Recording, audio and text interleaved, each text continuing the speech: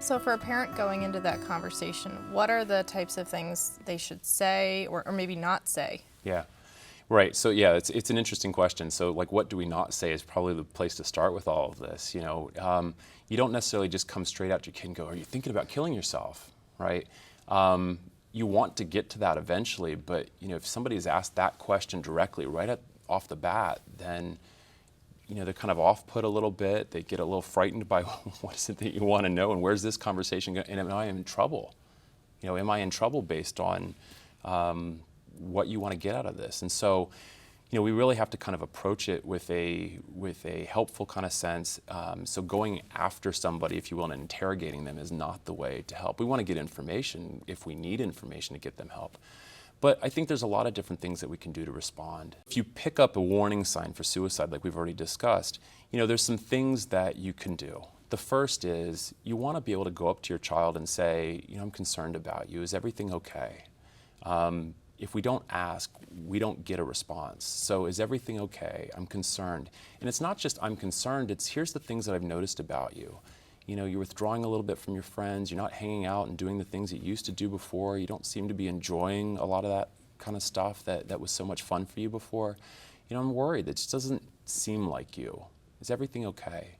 And if the conversation starts turning into, well, I guess I've got a lot on my mind or some things are going on, it's okay to begin that conversation. Have you ever felt down or depressed? Are you worried about things? What do you worry about?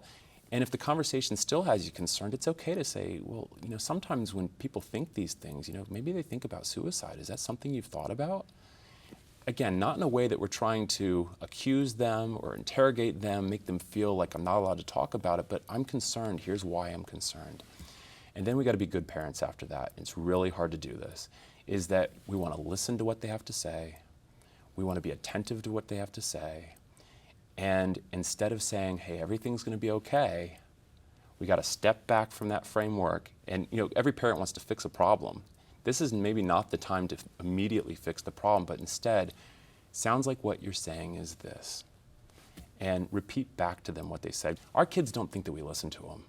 And the reality is sometimes we don't. But they don't think that we listen to them very well. And so if they're expressing how they feel, which is a difficult conversation to have, we want to listen to them, pay attention to them, not dismiss it as everything's going to be okay, because it probably doesn't feel that way for them. Even though it might be okay in the long run, it doesn't feel that way. But we want to say, it sounds like this is difficult for you. What have you been doing about this? Help me understand this a little better, and reflect kind of that way. And once they know that we're interested and we're able to have that conversation, we can handle the junk that they're giving us, so to speak, we want them to know they're not alone.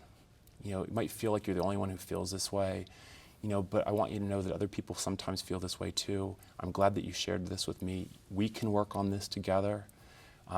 There's help out there. We want to let people know there's available treatments that are actually helpful. So there's help out there.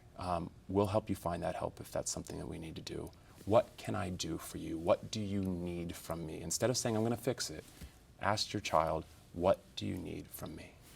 What if in the course of this conversation, they're still kind of denying that there's something wrong? It's no, I'm fine, but you just get the sense that something's off. Yeah.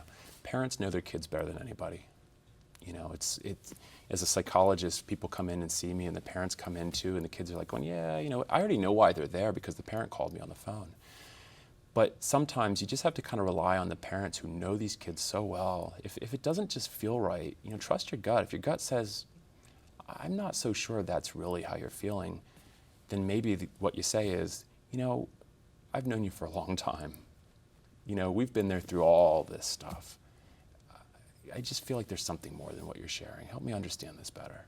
It's okay we're not saying I don't believe you. We're saying, I feel like there's something more. Help me understand that.